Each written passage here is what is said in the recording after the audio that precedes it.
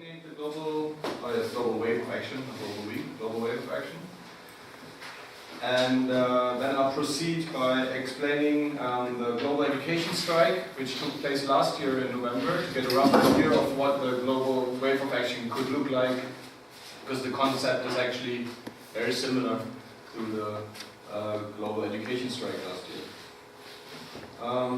year. So I'll begin with the International Student Movement. I don't know, some of you might be familiar with it. It's a communication platform. It was initiated in 2008 through an International Day of Action on November 5th. And since then, activists got together on the platform from around the world and coordinated days of action, weeks of action, even spring of resistance, and so on. You will find the whole list further down on the website. Here, coordinated actions. So you'll see, that's what has been done so far. So the one most recently was the global education strike, which was last year, and I'll get into that later on. So what is the International Student Movement platform? If you click on English here, you'll get an explanation in English what the ISM is. It's basically for all kinds of activists from around the world who are identified with the struggle for free emancipatory education and against the increasing commercialization of education. So you have, on one hand, you have a defensive aspect, which is against the commercialization of education, that you defend yourself against reforms, against the commodification of education. And on the other hand, you have an offensive side as well, which is for free emancipatory education. So it is up to the activists to define what they mean with free emancipatory education and to define for themselves what they stand for and what they actually want. Not what they don't want, but also what they want. All who identify with the struggle and in one way or another get together on this platform. It consists of a mailing list, a global mailing list. That's pretty much the heart of the platform. It currently consists of around 1,500 addresses from around the world. Then there's this website, which is this one. And there are regular chat meetings, especially now with the global wave of action coming up every 2 weeks or even every week. It depends. At the end of each chat meeting, we decide when the next chat meeting should be. So coming Sunday, the next chat meeting will be, and the focus of the chat meetings are, at this stage, is the global wave of action coming up in November. But it's up to everyone on the platform to initiate anything. I mean, everybody can invite to a chat meeting to any particular topic.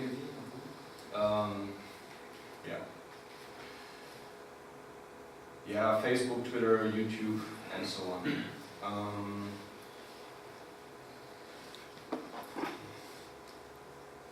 Is it clear, more or less, what the ISM is all about? Yes. Okay. Then I'll move on with the global education strike, which was the one thing most recently coordinated on the platform.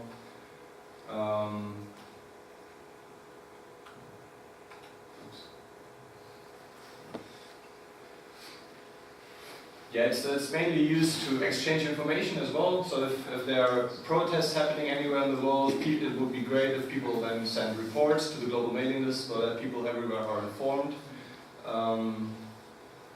And it's used for solidarity actions as well. If people suffer from repression in a certain part of the world, then they also let everyone know. And sometimes there are solidarity actions, or people approach embassies or whatever. And the third aspect is then coordinated actions like the global education strike, or now coming up the global wave of action. So the global education strike, as I said, was the most recently coordination on the International Student Movement platform. It consisted of one day of action, which was October 18th, and a week, or a little bit more than a week, November 14th till November the 22nd. The idea was to have October 18th as a day of action to raise awareness about the upcoming global education strike. So it was some sort of a warm-up. Yeah, people had rallies, people had whatever they felt is suitable. You know, it's a very decentralized concept. So groups on the local level decide what they want to do. Important aspect is just that they communicate it. That's most important. That it's being communicated on the global level, what they are doing on the local level, and at the same time, it is very important that on the local level, people communicate what is happening elsewhere in the world. So this way, there's a flow of information on, at two ends. Global education strike consisted of mainly three elements. There were common symbols.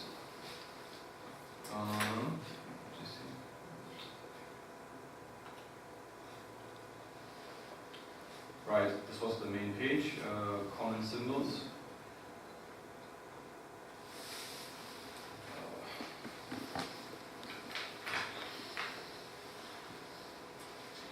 So there was the visual aspect. It was up to people, you know, what they prefer, what kind of symbol. We also had the red square we picked it up from the Quebec movement, and many people already used it. Also, we saw that in New Zealand, for example, people picked up the red square and also used it for their movement. So we thought, okay, you know, why not also use it for the global education strike and spread it around the world. Other symbols were, as you can see, the barcode is very popular around the world as well. And as always, fists. Here you can see like all the different associations and organizations and groups and assemblies who supported the global education strike. Many from Canada, also India, US, Serbia, Italy, Germany, and so on. Really quite a lot. Even Thailand, they had actions as well. We had the three elements. Symbol, then we had a slogan. We had an extensive discussion about what kind of slogan to use. In the end, we agreed on one world, one struggle as a main phrase. And I will show you a video shortly, and there we will also recognize the one world, one struggle phrase on banners or placards or whatever. And that's actually the powerful thing about the whole coordination, that once you see the actions and then you see this common level of communication and this identification with the same struggle, that's the powerful momentum of the whole effort, I think. The slogan and then content is also very important. So we didn't just have the visual aspect, but we also wanted to focus on content. Content-wise, we had a common call for action, which was also coordinated through chat meetings. We had long chat meeting sessions for many weeks and months to agree on a common call for action. And attached to the common call for action, we had the International Joint Statement, which is which was published here in 2011, so it's not that new anymore, but still very accurate, I feel. It explains what we are struggling against, what unites us on the global level, what we are struggling against, and what we are struggling for. So against, for example, will be like discrimination here within the education system, based on various criteria. Against the Bologna process, and against education becoming more and more like a training, like vocational education, like a job training. And of course, commercialization of education as well. What we're struggling against, content. We want free and emancipatory education, not just free education, but also emancipatory education. We want free access to education for everyone. What do you take under the word emancipatory? I mean, what does it mean? Yeah, for us it was important to give education a certain purpose, to not leave it up to others to define the purpose of education, but that we go into the offensive and we define the purpose of education. And then we say that education for us needs to be emancipatory. For me personally, yeah, that means that education needs to enable me to free myself from power structures, from pre-existing power structures, to be able to critically understand power structures, understand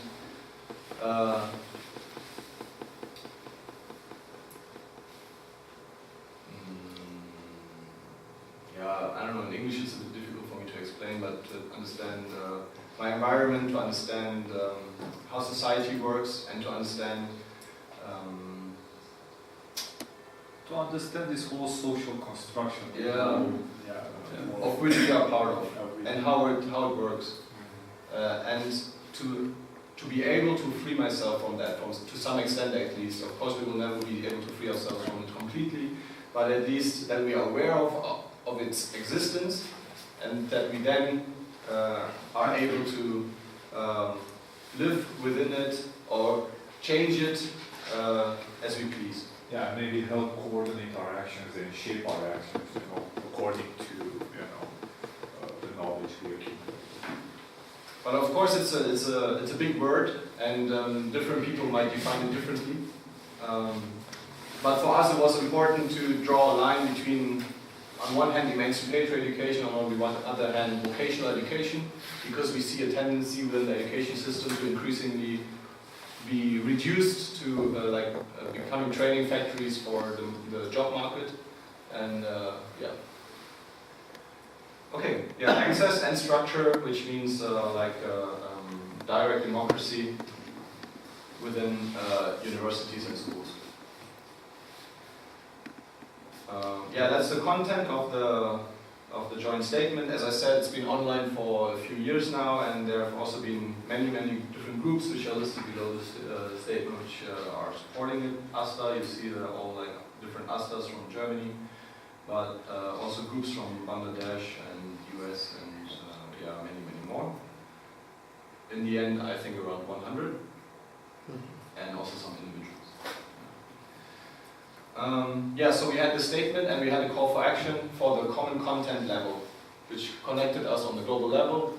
So we could communicate, no matter where in the world we are, we could communicate that this is what connects us on the global level. This is what people, when we see people wearing signs saying one world, one struggle in Quebec, for example, then we could explain here they are identifying with this statement and this is why they do it.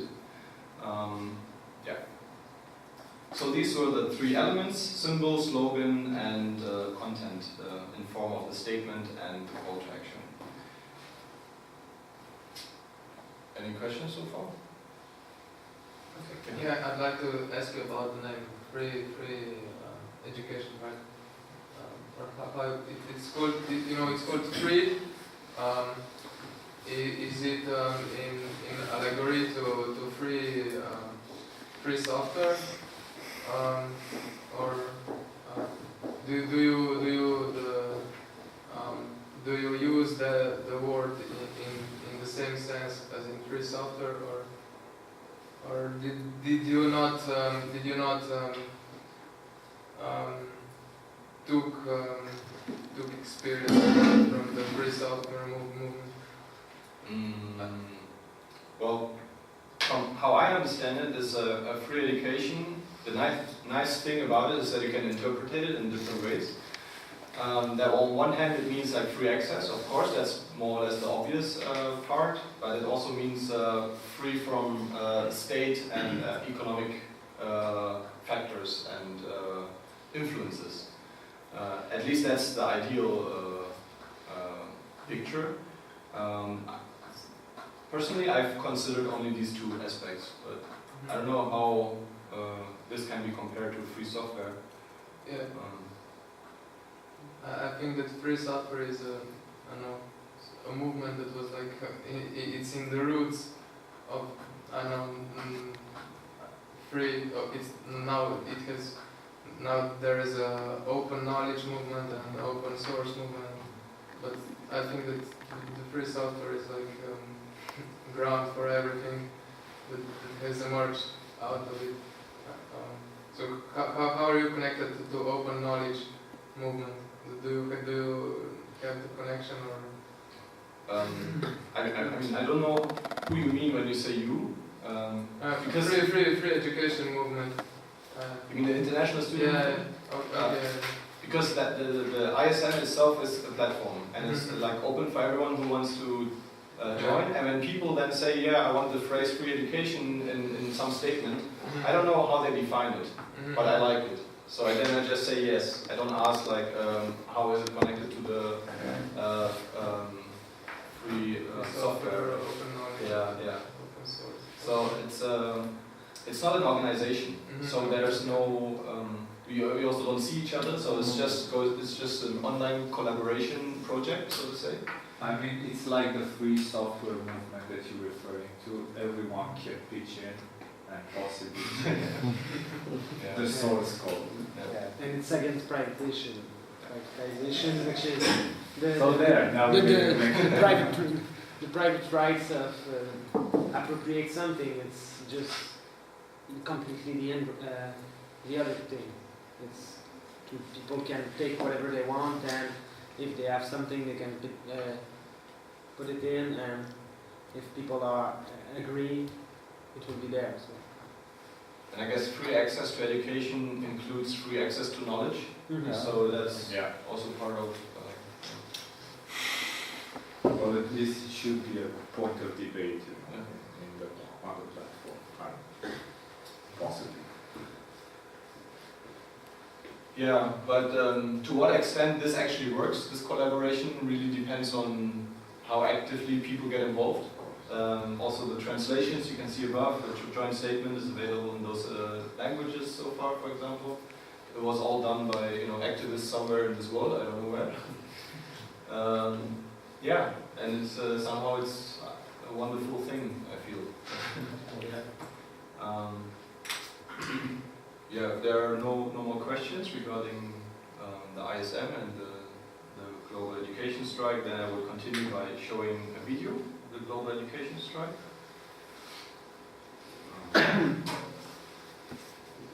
Unfortunately, I have no external boxes, but I hope my laptop will do, although the sound quality is really bad, but just focus on the pictures.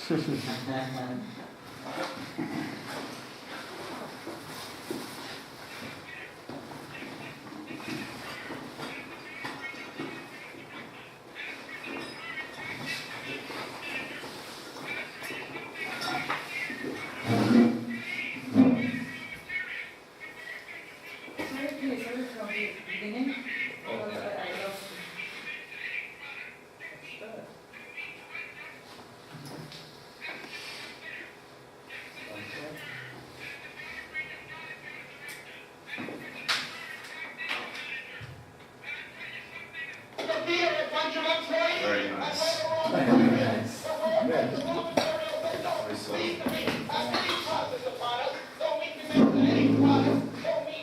Don't mean to end up being bought by some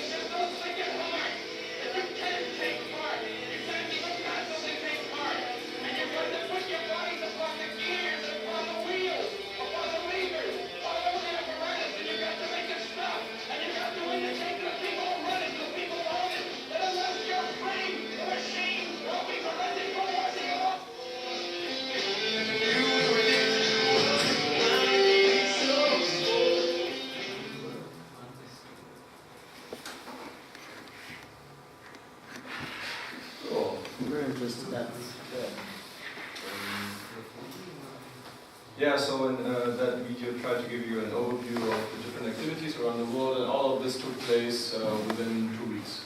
Within October 18th plus November 14th until November 22nd, 2012. Currently it doesn't look like this will be repeated in 2013, but at least this gives you an impression of what is possible. You know, if we actually get together on the global level as well and get organized, and if you also communicate in the right way, if you really use the tools that we have to communicate on the global level, I think there's even much bigger things possible.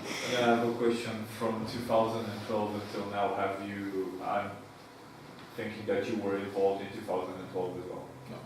Have you seen an evolution regarding cooperation, organization? I don't know. No. No? I'm also not sure, you know, you've seen a lot of faces, a lot of people there.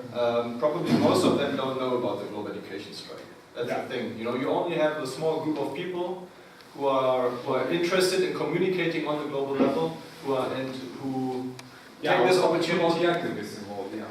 Yeah, but well, we still have those chat meetings, but people are usually just involved for a few months, you know, and then we don't hear from them again. That's usually how it goes.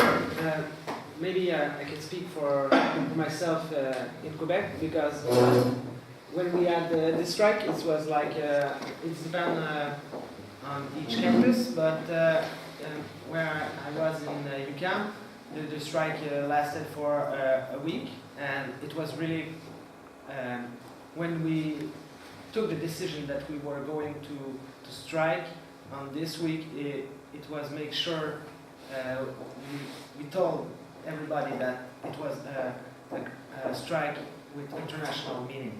So all the propaganda that we were proposed, and I didn't really know about the ISM and stuff like that, because yeah, I follow the page on Facebook, but I never been on the website or global chats or thing like that. But it has, I don't know how, but people were involved in it, and after that, because in Quebec usually we need something to strike for, but because we do strike, and they are not really for something all the time. It's just to improve people that they can learn from the experience, not really to make demands or make stuff like that. And this time it was in solidarity with others around the world, and for sure for us too. But I think the ISM or the message went well to the people, because it was not just on the local level. The AC, which formerly was the class, took the decision to have this week of strike on international basis. So people had to have debates in General Assembly about this. So even if it was like 2 or 3 people that really know what was the superstructure behind it, the medium forged the people political activity behind that. So I think in a certain point, and I did not realize it before I saw the video and listened to the presentation, but now it's clearer in my head why we did this. Because at this time we just finished all the strike of 2012, and we were like, okay, we need to go back on strike, because people have learned, people have loved to be on strike, but now we need to give them something. So we need a demo, there were some clashes with the cops and stuff like that, so it was important for us to have this. That's it. Yeah, one of the purposes also of this global coordination is to point out the commonality, to point out this is a common strike, a common struggle, right? So that also things when during the global education strike, people do something, I don't know, be it in Montreal or in Berlin or in Marburg, then they don't do this in solidarity, but they do this as part of their own struggle. because it's they go to the street because they struggle for something, and because they know that elsewhere people struggle for the same thing, and that we can only, or that at least that's what I think, that we can only be successful in our struggles if we learn from each other and if we do it together. Yeah, that's the main purpose, at least for me, why I spend time and effort in doing this. And maybe it's not really linked, but with the international solidarity, or because for me, when I was during the strike, it was really important for us when we saw image from other places around the world, like just image of small demos or just 5, 6, 7 people with a placard, say we're with you, Quebec, or stuff like that. And there was a lot of demos and action and solidarity movement, and it's really important, especially at this era with the internet. We can just connect so easily, and I have seen people who were really desperate because of all the repression, exhausted from the strike, and just see those kind of solidarity. It was really nice for us, and not just in the student movement. Myself and all activists, if it's anti-fascist or any other struggle, I think it's really important, and it doesn't take a lot to do it, like just take a picture or make a small demo or a little gathering. And so yeah, there was particularly one picture which was taken in Taipei during the strike, which was really successful, which really went viral. And I happened to be there because I was invited to something there, and they had a protest in front of the Ministry of Education because also tuition fees were about to increase. And yeah, so I'm looking for that picture, just to, maybe some of you have seen it, but yeah, 2012.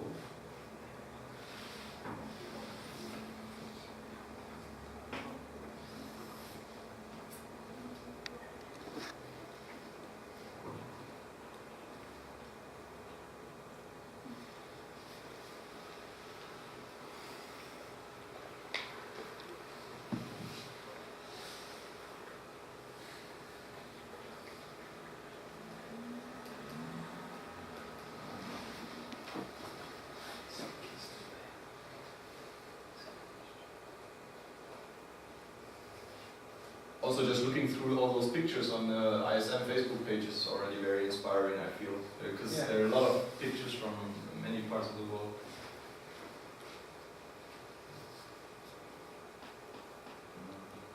So this conference, or this congress, was also meant as a part of... No, not really. Although it was communicated through the ISM as well, it's not connected in any way to the International Student Congress. Okay. Because it's surprising that not more delegations came. I mean, considering the list you showed before, it was quite long. Yeah. Well, I guess especially West Europe, right? It's boycotted basically. Well, except for the hosts, but like Italy is quite active, and you would expect some people from Italy to come, or yeah, you're right.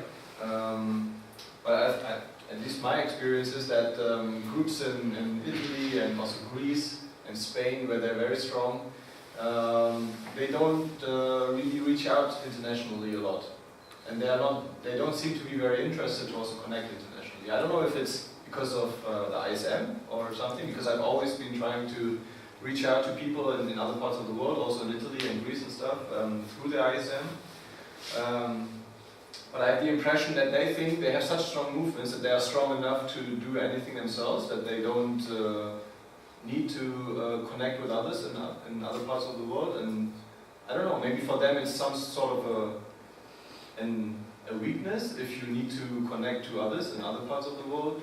I don't know. I don't understand it, but I think it's their identity is closely linked to their struggle, to their political struggle, to their social struggle, and I guess that's very much limited to the national level.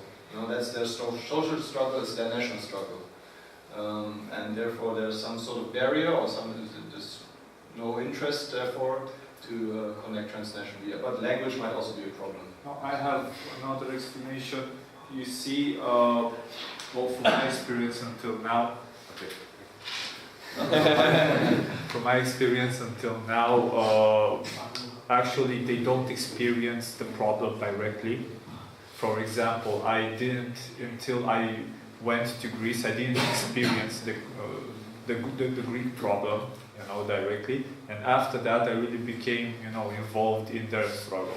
The same happened with a friend of mine who went to Spain, you know, during the Indignados movements and stuff like that. And it happened the same. I mean, she got involved in the struggle, and then she came back with it, you know, in Romania. So actually, there's not this movement of struggles, you know. I mean, you see it on Facebook and stuff like that, but it's more important to actually be there. The experience of being live, it's much more, I don't know, captivating, you know. Well, you're all invited to Ljubljana in the next month. We're gonna have a fight there, so. Yeah, and calls like this, calls for action like this are really important, you know, when a common struggle can be shown, you know, and just call for action and hopefully someone will come, you know, or people will come. But this is where international student platforms come as a handy tool, you know. Is there like a part on the page where you report about the current situation in every country, or that would be a nice thing to do. So every country reports on their current, like what the status of the high school education is like. I don't know. It's really shit. We don't have. I don't know. Like education is not available to people, or I don't know. So that we have a global overview of what's happening. I mean, this could be interesting. But Yeah. I guess it depends on each activist group to, you know, Yeah. to give reports, because as far as I know, there are like really regular, at least links to the news on the Facebook page. So at least that is, you know, at least that links are being forwarded and posted on Facebook, so you can actually follow, you know. But yeah, and I know there are some newsletters from time to time, but yeah, there is. I mean, has there any time been any like this call for students or activist groups to actively update on the website about their situation, or it was just like for the newsletters? Because I know that one time we actually wrote something for the newsletter. So. Yeah, it's in the self-description of the ISM. It says that the ISM is what people make of it. You know, that it's up to people to contribute content. And the idea is that if people send reports also to the mailing list, that they will then also be published on the website. But it's, you know. Yeah. Maybe we need more of a structure and less of a platform to achieve that, so that there's a pressure on the groups that they should report. But somebody has to create that pressure. You probably just have to make another, like another, how's that called? Yeah, menu item with reports, and then people will start reporting. I don't know. Yeah, but if anybody is like into IT stuff and knows how to do it, they're welcome to shape the platform. I mean, everybody can improve it. So, if you're saying this is a platform, because I had known about this movement, but I never know, you know, because somebody obviously has to put on the web certain things and call for things. Is there any, at least, vague, central? There is a mailing list, ISM Techies, and there are like a handful of people who are administrators of the website. But I mean, there are no restrictions. If there's somebody who wants to be an admin as well of the website, then they can be. But so far, it's like a handful of people who are feeding the website with content. Also an interesting project. I mean, it's a more complicated one, but a platform could be developed for encrypted or safe communication between. So like a platform which could be like really secret service proof. So students could. I mean, it could be just a joke at the moment, but like students would have a feeling that they can really communicate without. Well, something that gets closer to this, or the closest thing that I know of is WeRiseUp.net. That's a sort of like a platform similar to Facebook. You know, the idea is like a Facebook thing, but it's not commercial. It's run by a collective in the US, right? Yeah. And they also run the mailing list, RiseUp.net, and it's all, they don't save any data, and you know. But we might also discuss this during the panel session this evening, how to keep protocols. And one suggestion is also that we set up a profile for everyone within the group on the WeRiseUp platform, so we can also stay in touch after the Congress and share whatever we want to share. Yeah, that's the idea. So this is the picture I wanted to share with you. That one got really popular. And yeah, was shared around the world through various channels. And yeah, on this YouTube channel here, you will also find a video of the protest, so you can see that it's original, because some people will say, no, it's not real, you know, it's photoshopped and stuff like that. But yeah, what else? Yeah, so now the global wave of action is coming up in November. So I thought that also we can use this workshop to discuss, like, if you want to coordinate something, discuss what the potential is like in different parts of the world to actually do something together. Be it symbolically, or be it a strike, or whatever, you know. It doesn't, the size of the action doesn't really matter that much, at least I feel so. It's more the communication that really matters. That we communicate on the global level what is happening on the local level, and that we establish some sort of connection between the different protests and movements and struggles. Share experience. Yeah. Yeah, and right. And for the Global Wave of Action for Free Education here, as you can see, that's scheduled for November 17th, so it's just like 3 weeks from now. Not much time left. Jesus. Oh my God. But yeah, it might also just be, you know, you might just focus on one day where you can do something. That's why we also picked a whole week, so because conditions are different everywhere around the world, so everybody can pick their favorite day, or, you know, most suitable day, or, you know, whatever. So we have a call to action for this global wave of action. It's similar to the global education strike call to action, and yeah, that's it.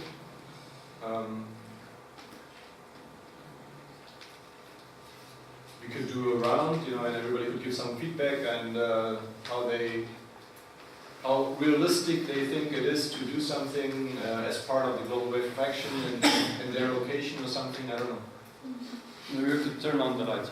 Yeah. See our faces.